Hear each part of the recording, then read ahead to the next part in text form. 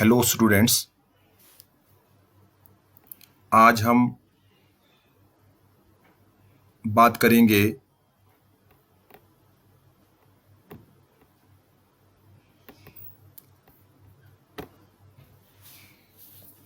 Hertz observation,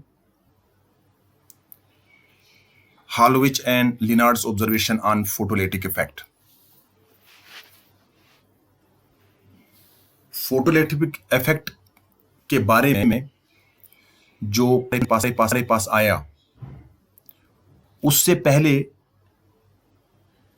कुछ scientist जो थे उन्होंने कुछ इंपॉर्टेंट ऑब्जर्वेशन की हैं, वो हम यहां पे डिस्कस करेंगे।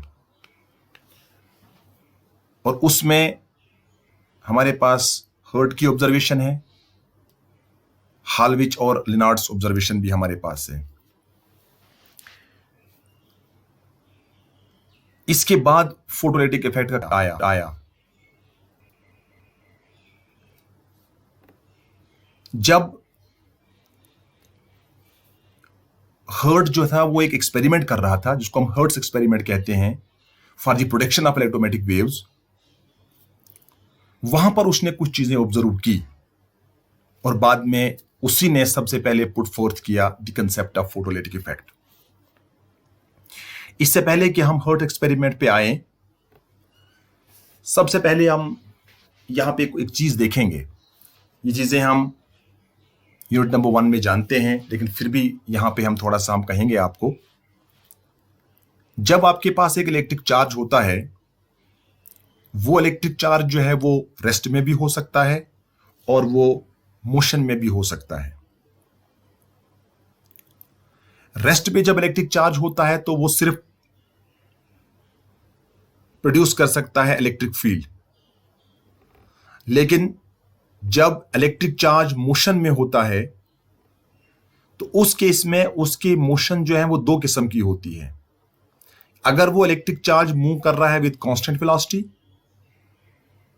या वो इलेक्ट्रिक चार्ज मूव कर रहा है विद एक्सेलरेटिंग मोशन या ऑसिलेटिंग चार्ज अगर है वो, अगर उसकी वेलोसिटी चेंज हो रही है मींस एक्सेलरेटिंग चार्ज है वो, या ऑसिलेटिंग चार्ज है वो मींस उसकी वेलोसिटी चेंज हो रही है, तो उस केस में जब वो चार्ज एक कांस्टेंट वेलोसिटी से मूव करेगा, वो electric EF means electric field भी वो प्रोड्यूस करेगा और वो मैग्नेटिक फील्ड भी प्रोड्यूस करेगा।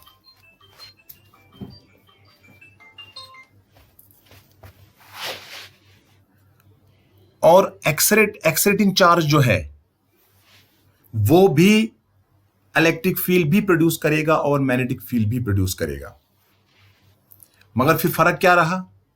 फर्क ये रहा कि इलेक्ट्रिक फील्ड और मैग्नेटिक फील्ड जो यहां पर एक्सेलरेट चार्ज जो वो प्रोड्यूस करेंगे, वो टाइम वेरिंग होंगे, वो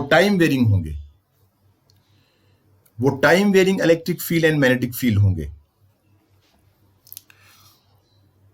और उसी टाइम वेरिंग मैग्नेटिक फील्ड से प्रोड्यूस हो जाती है इलेक्ट्रोमैग्नेटिक वेव्स। लेकिन यहां पर अगर देखेंगे वो हमारे पास कांस्टेंट मैग्नीट्यूड का होता है। इसलिए कंसेप्ट यहां से निकल के आया कि इलेक्ट्रोमैग्नेटिक वेव जो होती है, they are produced by the accelerating charge, accelerated charge से वो प्रोड्यूस होती है।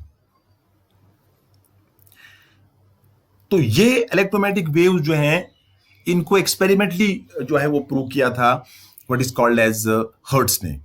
थ्योरेटिकली तो जेसी मैक्सवेल ने इनका कंसेप्ट दिया था, लेकिन एक्सपेरिमेंटली वो प्रूव नहीं कर पाए। तो पहली बार इनको एक्सपेरिमेंटली किसी ने प्रूव किया है, तो इट वाज हर्ट्ज।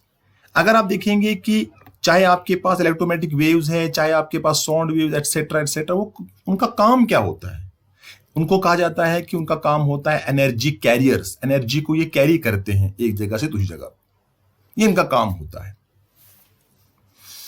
तो इसके बाद हम देखेंगे हर्ट्ज एक्सपेरिमेंट, जो for the production of electromagnetic waves कैसे उसने प्रोड्यूस की।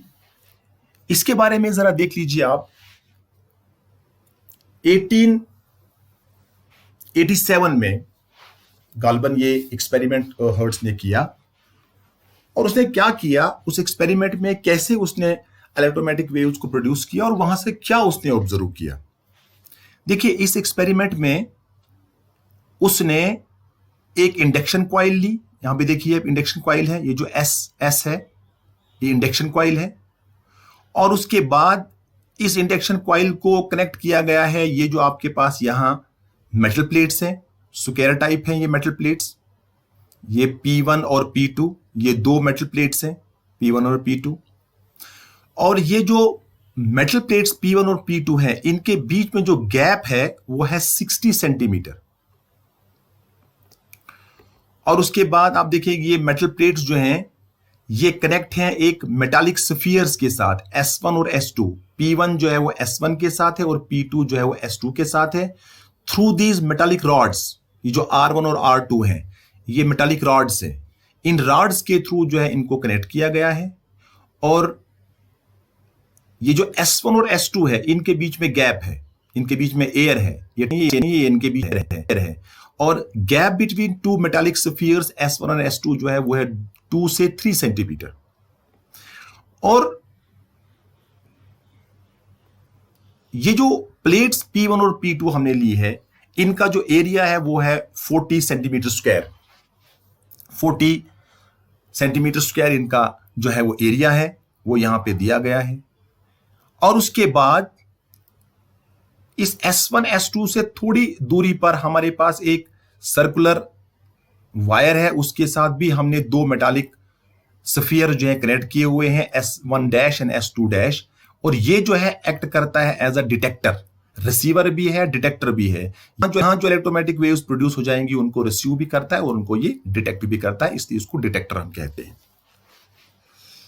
तो यहां पे आप देख लीजिए ये इंडक्शन कॉइल जो है, ये देखिए इंडक्शन कॉइल है ये इन प्लेट्स के बीच में अगर आप देखेंगे ये बहुत ज्यादा पोटेंशियल डिफरेंस को प्रोवाइड करता है। और यहां देखिए आप प्लेट का एरिया थोड़ा ज्यादा है, इसलिए वो चार्ज यहां से होते हुए S1 और यहां से S2 पे आ जाएगा। तो ये पोटेंशियल डिफरेंस जो ये प्रोवाइड करेंगे, ये potential difference several thousand volts का होगा, और कुछ का कहना है कि सेवरल थाउजेंड में उन्होंने एक नंबर लिया है, 10,000 वोल्ट का पोटेंशियल डिफरेंस जो है ये इंडक्शन कॉइल प्रोवाइड करेगी बिटवीन S1 एंड S2। पहले तो P1 और P2 के बीच में, उसके बाद ये चार्ज जो है S1 S2 के बीच में। Due to this high potential difference, इस हाई पोटेंशियल डिफरेंस से क्या होगा, इंडक्शन कॉइल की मदद से ये जो S1 और S2 के बीच में चार्ज दिया गया, जब चार्ज काफी हो जाएगा तो इनके बीच पोटेंशियल डिफरेंस एस्टैब्लिश हो जाएगा, जो मैंने पहले कहा आपको। तो लगभग 10,000 वोल्ट का वो पोटेंशियल डिफरेंस होगा। तो इसमें होगा क्या कि मान के चलो जब ये पोटेंशियल डिफरेंस बहुत ज्यादा हो जाएगा, मान के चलो यहां S1 पे नेगेटिव चार्ज है, यहां S2 पे पॉजिटिव चार्ज है, तो S1 से इलेक्ट्रॉन जो है ये पॉजिटिव चार्ज उसको खींचने की कोशिश करेगा, मगर क्योंकि बीच में हमारे पास गैप है तो वो आ नहीं पाएगा, इसलिए ये पोटेंशियल डिफरेंस की वजह से वो उसको अट्रैक्ट करने की कोशिश करेगा। और हम फिर पोटेंशियल दे देंगे, जब पोटेंशियल बहुत ज्यादा हो जाएगा उससे क्या हो जाएगा कि इसके बीच का जो एयर है वो एयर जो है बेसिकली उस एयर का जो डाइलेक्ट्रिक स्ट्रेंथ है वो बढ़ जाएगी, या तो हम ये कह सकते हैं कि उस एयर की इंसुलेशन जो है वो ब्रेक हो जाएगी, मींस वो एयर हो जाएगा वहां पे आयनाइज्ड, और जब आयनाइज हो जाएगा तो the high potential difference across the metallic plates P1 and P2, उसके बाद जो S1 S2 में आ जाता है, ionise the air between S1 and S2। ये जब इस बहुत ज्यादा पोटेंशियल डिफरेंस की वजह से S1 और S2 के बीच में जो एयर है वो हो जाएगी ionise and allows a path for the discharge of plates. और उसके बाद आप देखिए टेक प्लेस, एक पाथ बन जाए, क्योंकि एयर अगर चलेंगे एयर जब आयनाइज हो जाता है वहां पे एक इलेक्ट्रॉन रहेगा, तो अगर मान के चलो S1 पे नेगेटिव चार्ज है तो वो उसको रिपेल करेगा, और S2 जो है S2 पे पॉजिटिव वो उसको अट्रैक्ट करेगा, तो वो वहां से मतलब बहुत तेजी से नीचे तरफ वो एक्सेलरेट करेगा। तो इस तरीके से हम देखेंगे कि वहां पर एक स्पार्क प्रोड्यूस हो जाएगी। During the discharge of plates, a spark is produced between the spheres S1 and S2 due to the high potential difference. इस हाई पोटेंशियल डिफरेंस की वजह से वहां पे एक स्पार्क जो है वो जनरेट हो जाएगी, वहां पे प्रोड्यूस हो जाएगी।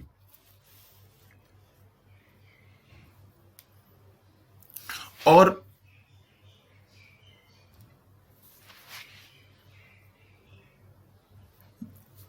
स्पार्क प्रोड्यूस जाएगी, और वो स्पार्क जो है इस बात का सबूत है कि वहां पर एक इलेक्ट्रोमैग्नेटिक वेव जो है वो प्रोड्यूस हो गई। और हम ये भी देखते हैं वेव्स वेव्स वेव्स वो टाइप की हम देखेंगे। मगर आप इसमें यहां से देख सकते हो कि ये देखिए आप, ये जो S1 और S2 के बीच में जो इल्यूमिनेट हो गया है बहुत ज्यादा, ये मतलब हाई पोटेंशियल डिफरेंस की वजह से यहां पे स्पार्क प्रोड्यूस हो गई है, स्पार्क प्रोड्यूस हो गई है। और उस वक्त आप देखेंगे ये P1 और P2 प्लेट जो है यहाँ पे आप देखिएगा कि since the two metal plates act ये एक्ट करेंगे as a capacitor of a very small capacitance C and the connecting wires offer a very low inductance L। तो उस वक्त ये एक्ट करेगा एज अ कैपेसिटर, और वो वायर जो है एक्ट करेंगे एज अ इंडक्टेंस। तो ये उसके बाद आप देखिए उस वक्त जो रेजोनेंट फ्रीक्वेंसी होगी of the arrangement is given by, उस वक्त जो रेजोनेंट फ्रीक्वेंसी हमारे पास आएगी वो हमारे पास रिलेशन आती है F is equal to 1 divide by 2 pi root of LC, where L is the inductance, L is the inductance and C is the capacitance. तो ये देखिए इस तरह की वेव्स जो है वहां पे प्रोड्यूस हो जाएंगी। जो इलेक्ट्रोमैग्नेटिक जो स्पार्क वहां प्रोड्यूस हो जाएगी, वो स्पार्क जो है वो इस टाइप की होगी। इसमें आप देख लीजिएगा कि उस वक्त जो हमारे पास जो वेव वहां प्रोड्यूस हो जाएगी, और उस वेव को देखा गया है कि हर्ट्स वाले केस में कि वो वेव उसकी फ्रीक्वेंसी हमारे पास है 5 × 10⁻⁷ हर्ट्स। ये बेसिकली वहां पे जो है वेव जो है वहां पे प्रोड्यूस हो जाएगी, स्पार्क प्रोड्यूस हो जाएगी लाइक दैट। इस तरह का देख लीजिए आप, यहां पे जब ये स्पार्क प्रोड्यूस हो गई, देखिए ये वेव जो है यहां से होते हुए आपके पास S1 S2 इसने डिटेक्ट किया, और यहां पर भी ये रिसीव भी होगी, डिटेक्ट भी हो गई, यहां पे उसको डिटेक्ट कर सकते हैं। तो इसमें अगर आप देखेंगे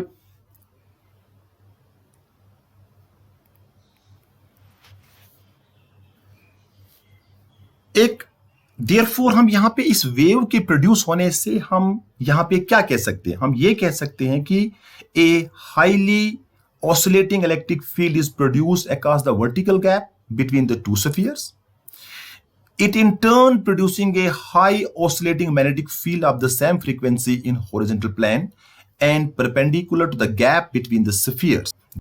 The oscillating electric and magnetic field constitutes the wave of the same frequency and that is equal to 5 × 10⁻⁷ hertz। अभी मैंने पीछे बात की। And these waves are radiated from the spark gap।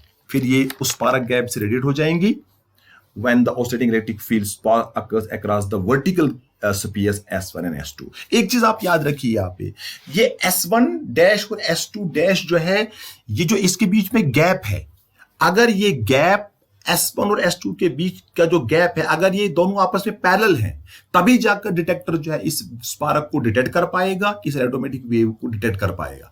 अगर ये इसके पैरेलल नहीं है, ये इसके परपेंडिकुलर है, तो इसका मतलब हो गया उस केस में वेव तो आएगी, डिटेक्शन नहीं वहां पे होगी। क्यों नहीं होगी?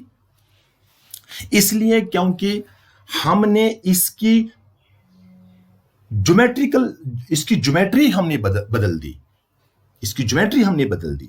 वेव का एक फिक्स्ड ओरिएंटेशन होता है, इसलिए अगर आपने डिटेक्टर के S1 और S1 डैश और S2 डैश के बीच में जो गैप है, अगर आपने इसके परपेंडिकुलर रखा, इसके पहले नहीं रखा, तो उस केस में ये डिटेक्ट नहीं कर पाएगा इसको। तो इस तरीके से हम कहते हैं ये वेव बाद में पोलराइज्ड होती है और ये बाद में ट्रांसवर्स नेचर भी इसका जो है वो होता है। इस तरीके से इलेक्ट्रोमैग्नेटिक वेव जो है वहां पे जो है हर्ट्स ने इसको एक्सपेरिमेंटली प्रूव किया। उसके बाद अब उस वेव की उस वेव की वेवलेंथ कितनी है, हमारे पास एक रिलेशन आती है lambda is equal to C divide by F। C जो है वेलोसिटी ऑफ लाइट है 3 × 10⁸ मीटर पर सेकेंड, और उसके बाद फ्रीक्वेंसी आपके पास है 5 × 10⁷। अभी पीछे हमने देखा हर्ट्स वाले केस में, तो ये 5 × 10⁷ हर्ट्स, ये कैलकुलेट किया गया है 6 मीटर। इसका मतलब है जो इलेक्ट्रोमैग्नेटिक वेव उसने प्रोड्यूस की थी लैब में, और उसकी वेवलेंथ जो थी वो थी 6 मीटर। उसके बाद हर्ट्ज ने क्या ऑब्जर्व किया? हर्ट्ज ने पहली बात उसने कहा कि he observed that high voltage sparks across the detector loop was enhanced when the emitter plate was illuminated by ultraviolet rays या light from an arc lamp. जब एक आर्क लैम्प से आप लाइट ले लेंगे या अल्ट्रावायलेट रेज ले लेंगे और उसको आप इमिटर प्लेट पे इल्यूमिनेट करेंगे, तो आप देखिए वहां पे एक हाई वोल्टेज स्पार्क जो है अक्रॉस द डिटेक्टर जो है वहां पे प्रोड्यूस हो जाएगा। अब स्पार्क का क्या मतलब है? कंक्लूजन उसने वहां से क्या निकाला? उसने कहा कि उसने कंक्लूजन में निकाला, he concluded that when suitable radiation falls on metal plate, जब एक सूटेबल रेडिएशन एक मेटल प्लेट पे फॉल करेगी, कहने का मतलब है आने वाली रेडिएशन की फ्रीक्वेंसी या उसकी एनर्जी अगर उस मेटल प्लेट के वर्क फंक्शन से ज्यादा है, उसके बराबर या उससे ज्यादा है, तभी जाकर वहां से इलेक्ट्रॉन जो है वो इजेक्ट हो सकते हैं। तभी से लिखा है कि he that suitable falls on some at the surface absorb energy, तभी वहां पर इलेक्ट्रॉन एब्जॉर्ब करेंगे energy from the incident rays से eject from that metal surface, और वहां से निकल जाएंगे एंड हाई स्पार्क जो है वो क्रिएट करेंगे। नीचे मैंने डायग्राम से बनाई है, देखिए मान के चलो ये हमारे पास दो इलेक्ट्रोड्स हैं, ये हमारे पास नेगेटिव, ये आपका पॉजिटिव है। ये मान के चलो कैथोड है, इसको मैंने सी का नाम दिया है, ये पॉजिटिव है, इसको मैंने एनोड का नाम दिया है। आप देख लीजिए जब इस पे आपने अल्ट्रावायलेट रेज डाली यहां से, ये देखिए यहां से जो नीचे यहां निकल रही है, इनको मैंने कहा है कि ये बेसिकली स्पार्क्स हैं, ये स्पार्क्स प्रोड्यूस हो गए। इसका मतलब हो गया जो स्पार्क वहां प्रोड्यूस हो जाती है वहां पे जब अल्ट्रावायलेट रेज आप डालते हैं इस पे किसी मेटल प्लेट पे, तो इसका मतलब हो गया there is a transfer of electric charge between the cathode and anode. वहां पे बेसिकली स्पार्क का मतलब होता है कि this means that there is a transfer of electric charge. और ये इलेक्ट्रिक चार्ज बाद में अगर देखेंगे क्योंकि ये नेगेटिव इलेक्ट्रिक चार्ज वहां पे चल रहा है। इसी को बाद में 1897 में जे थॉमसन ने फिर इन्हीं नेगेटिव चार्ज पार्टिकल्स को उसने नाम दिया था इलेक्ट्रॉन्स, ये बाद में जब आया था।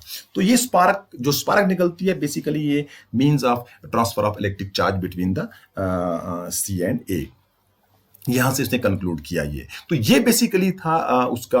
और यहां से फिर कंसेप्ट आगे आया फोटोलिटिक इफेक्ट का, जो हमने पिछले वाले चैप्टर में देखा।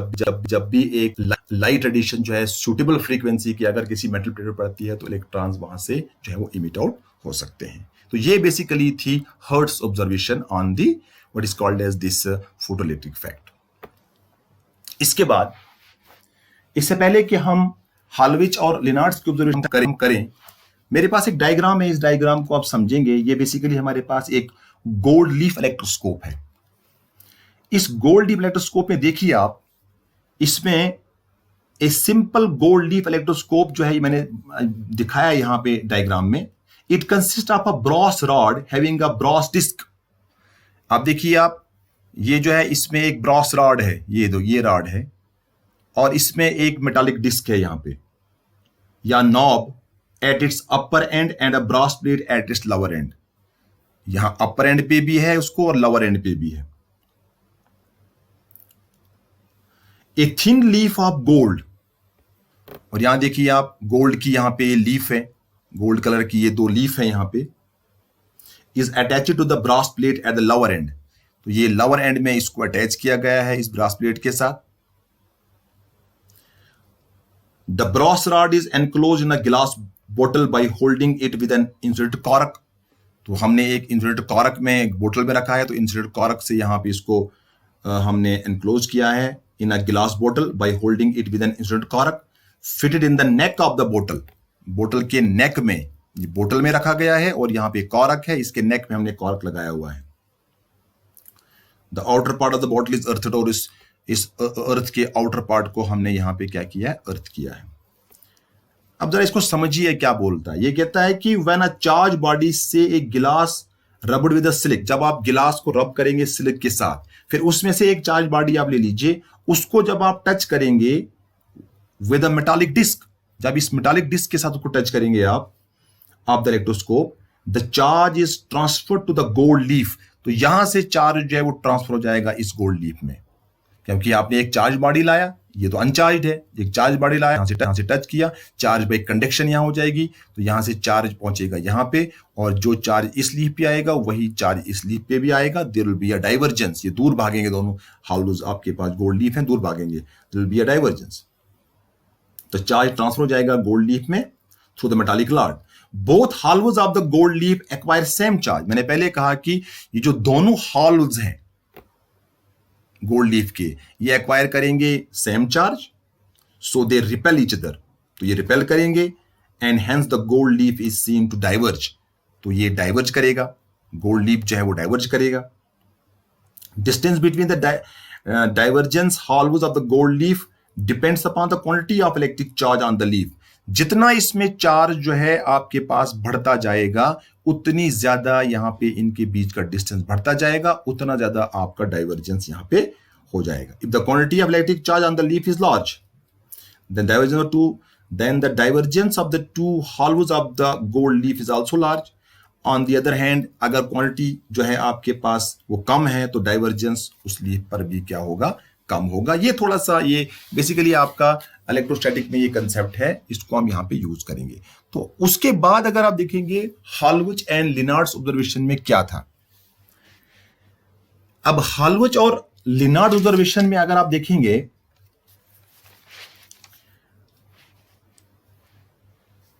इलेक्ट्रोस्कोप में अभी देखा हमने कि अगर उस इलेक्ट्रोस्कोप के साथ एक बॉडी को हम टच करेंगे, और अगर हमें नीचे डाइवर्जेंस मिला, जो हमारे पास गोल्ड लीफ है उनके जो हाल्व्स हैं, उन दो हाल्व्स हैं, अगर उनमें डाइवर्जेंस मिला, इसका मतलब है वो बॉडी आपकी चार्ज बॉडी है। लेकिन अगर आपके पास डाइवर्जेंस नहीं मिला, इसका मतलब आपकी बॉडी जो उसका टच की है वो अनचार्ज है।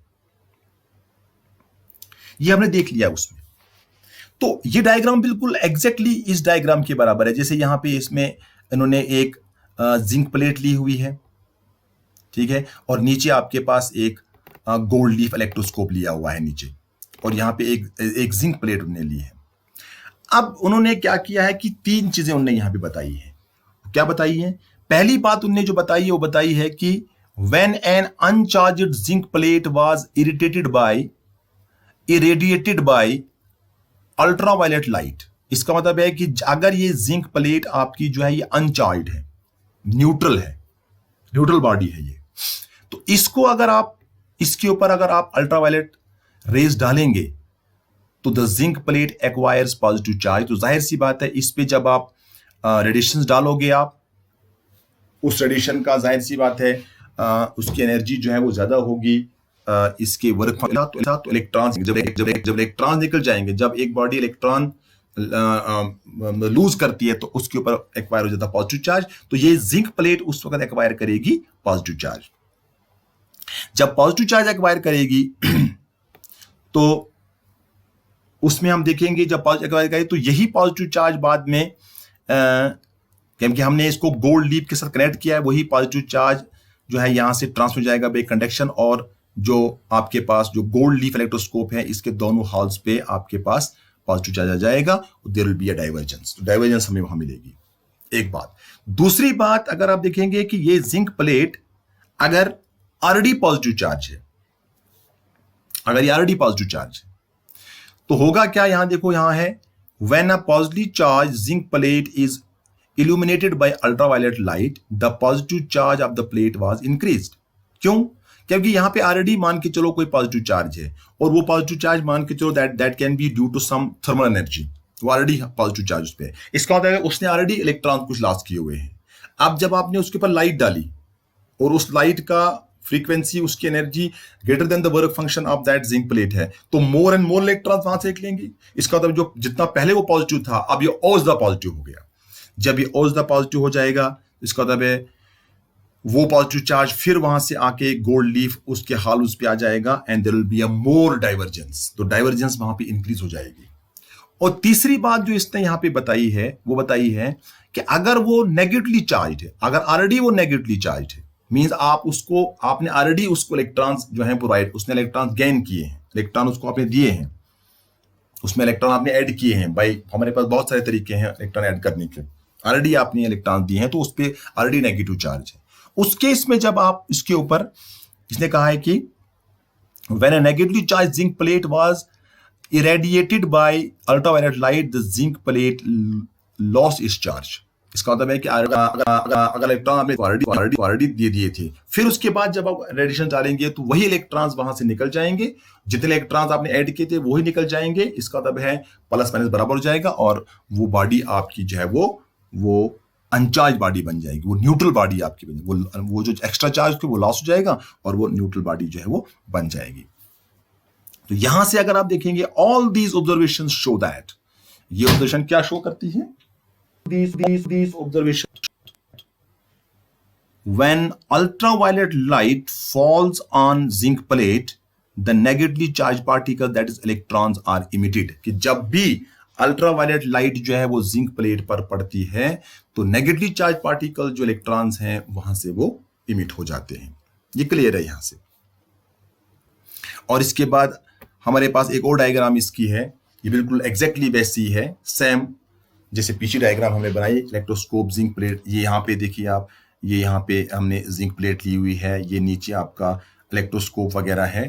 तो यहाँ से भी हमने यही कहा है कि from these observations he conclude that negatively charge particles were emitted from the zinc plate, कि नेगेटिवली चार्ज पार्टिकल जो हैं, इलेक्ट्रॉन जो हैं वो उस प्लेट जिंक प्लेट से इमिट होते हैं under the action of ultraviolet light. जब अल्ट्रावायलेट लाइट उससे पड़ती है तो जाहिर सी बात है यहाँ से क्लियर हो गया कि अल्ट्रावायलेट लाइट की फ्रीक्वेंसी या उसकी एनर्जी जो है वो ज्यादा होगी उसके वर्क फंक्शन के साथ, वहां से ये निकलता है। तो इसका मतलब हो गया, तो ये जो इलेक्ट्रॉन्स यहाँ से निकलते हैं अल्ट्रावायलेट लाइट की फोटोन की वजह से, तो इन इलेक्ट्रॉन्स को हम फोटो इलेक्ट्रॉन्स कहते हैं। और उसके बाद जब सर्किट में यही इलेक्ट्रॉन्स फ्लो करते हैं तो उससे मिलने वाली करंट जो है वो हमारे पास फोटो इलेक्ट्रिक करंट होती है।